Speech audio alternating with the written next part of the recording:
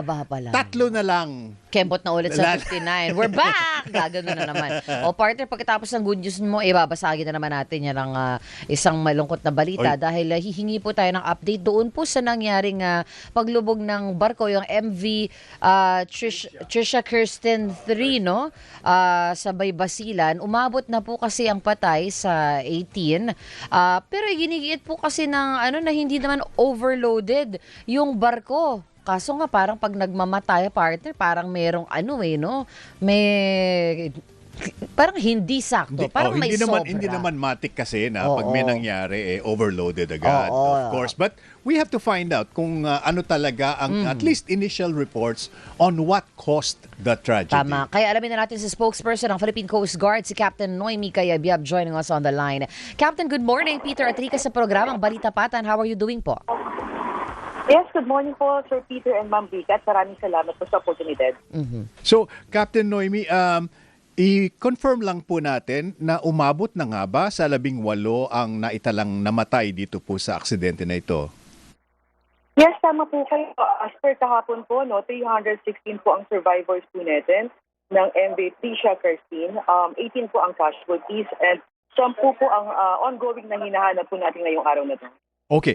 So, it's been 2 days at least this is the second day. Ano po ang initial reports ng dahilan o cause of the accident, ma'am? I'm sorry, sir. Can you repeat, sir? Medyo naputol po tayo. Yes, I will. Thank you. Ano po ang lumalabas sa initial report na naging sanhi ng aksidenteng ito na ikinamatay ng 18? Sir, as to the cause or reasons of the incident po, ongoing po ang kinakandak po nating investigation. Pero since we consider po the time is really of the essence as we speak po, kaya we prioritize po muna ang paggawa ng search and rescue operations po natin. We understand that. Ano po yung can we now rule out the possibility na overloaded ang vessel? Well, based po doon sa figure na meron po tayo ngayon at based po sa passenger capacity nitong vessel, we can say na hindi po siya overloaded or excess passenger. But then again, as to validation po nitong information na to, we will still conduct the investigation po. Kung meron po bang excess or wala. But as we speak po, itong figures po na meron po tayo ngayon and at the same time, coordination with the shipping companies and yung mga relatives, nito mga hinahanap pa rin po natin. Halos lahat po ay nasa manifesto. Opo, Captain, kumustahin ko lang din po the 24 missing na meron tayo as of yesterday. Among yun po, 10 po ang ating pong reported na missing. And actually, I believe that the information related to us is 359, the total individuals on board. But when we make coordination with the shipping company, may 15 po na nasa manifesto na hindi po nakasakay ng barko. So as we speak po, ang figure po is 344. So the capacity of the vessel is 352 po. Okay. Opo, ma'am. Tapos doon na rin, ma'am, sa reports na hindi daw po maganda yung lagay ng kanilang rescue boats at kulang daw po ang mga life vest. Ano po ang sagot ng may-ari ng kumpanya dito? Yes, actually, ma'am, na-all part po yan sa investigation po natin. Pero usually po kasi, ma'am, ang lahat po ng mga barko, before po bigyan ng prangkisa or permit ng marina, ensuring po na lahat po ng safety equipment po should be on board the vessel. So kung meron po tayong information na natatanggap ngayon na may kakulangan po sa life jacket at yung mga life-saving equipment, definitely po, ma'am, that will be part of the investigation po. Opo, pero ma'am, di po ba kasama po ito sa pagre-review ng bawat parang checklist ng bawat barko bago sila payagan na makalayag? Kung kumusta nga ba lahat at nakakomply ba sila sa requirement for seaworthiness? Yes, tama po kayo, and we will not allow any vessel to depart and port po na hindi po compliant doon sa mga safety regulations po na ibinibigay rin po ng marina.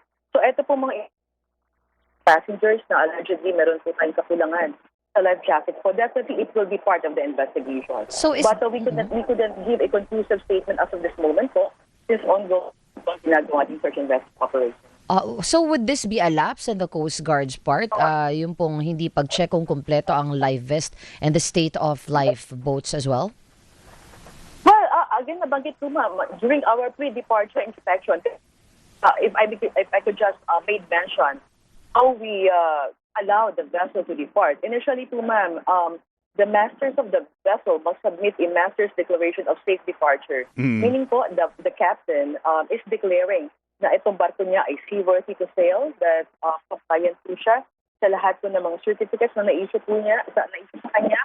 Wala pong excess passenger, okay po yung physical na barko. So yan po yung mga factors na chinecheck po natin for the pre-departure inspection. So parang, Yun nga po, na-mention ko kanina, yung mga allegations or information na kulang po ang mga life-saving equipment po on board the vessel during the incident. So that would be part of the investigation. Ayoko lang po magbigay ng conclusive statement at this moment. Yeah. Since ongoing pa rin po yung investigation na ginagawa po natin. opo, pero so parang verbal lang po pala yung ginagawang inspection ng PCG kung kakausapin nyo lang yung mga kapitan ng barko. At hindi naman po kayo talaga mag-check. Ma'am Rita, meron po tayong checklist dyan. So the inspection is always objective. Meron pong chinecheck dyan yung ating mga inspector na tinitingnan na itong mga bagay na ito is on board and ang master ay compliant. Oo. So party po yan before we allow them. Pero initially kasi itong area ng ating incident area based on the locals is usually po yung squall. It usually happen in that area. So we also taking that factor po na my probability as one of the contributing factor of this incident. But then again, ongoing po yung investigation natin. I don't want to give any conclusive statement po. All this information that we receive at hand po will be definitely part of the investigation. Opo, thank you, Captain. Okay, Captain Kebiab, procedural check lang po. Sinong nagsa-certify? Sino ang pumipirma na seaworthy yung vessel, na hindi siya overloaded at na-check na lahat ng mga kailangan like life vest, etc. Sino po ang mga pumipirma dun sa dokumento na yon? Yes, yung nabanggit ko po kayo na Sir Peter, before po pupunta yung ating kapitan sa Philippine Coast Guard, no, para ito po yung go signal for the conduct of investigation, ang ating pong kapitan ay magsasubmit ng Master's Declaration of Departure. Sa lahat po yan, yung mga nabanggit ko ninyo, ay parte po ng form na isinasubmit po ng kapitan po. So, yung kaninang yung lashing, even yung lashing po, no?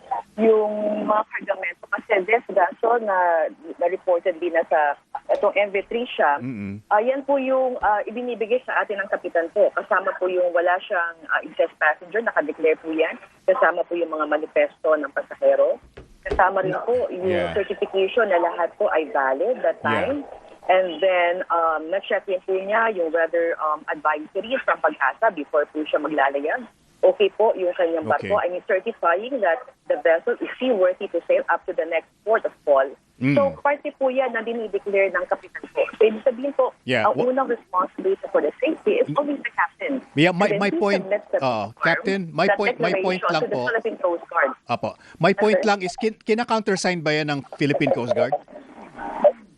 Yung pong form na yan ay ibinibigay po sa Philippine Coast Guard, and then that's the time that we will commence the inspection po. So at that time, no, based naman po sa ating coordination with the Marina, lahat po ng certificates ay valid. So ibig sabihin po, compliant po itong ating kapitan. But then again, as to the other contributing factors why this incident happened, kasama po yan sa investigation at isinasagawa po natin ngayon. Okay. Maraming salamat po, Captain Kebiab, for your time, and thank you for patiently answering all our questions on this another sea mishap. Thank you, ma'am. Thank you, Captain. Good morning. Yes, maraming salamat po at magandang umaga po. Captain Noemi Kebiab, spokesperson ng Philippine Coast Guard. Ayan, meron na tayo agad susunod na makakausap, and it's always a pleasure having her with us sa programa. At marami tayong pag-uusapan pagdating sa mga pag-uusapan at tatalakayin nga po ng Senado.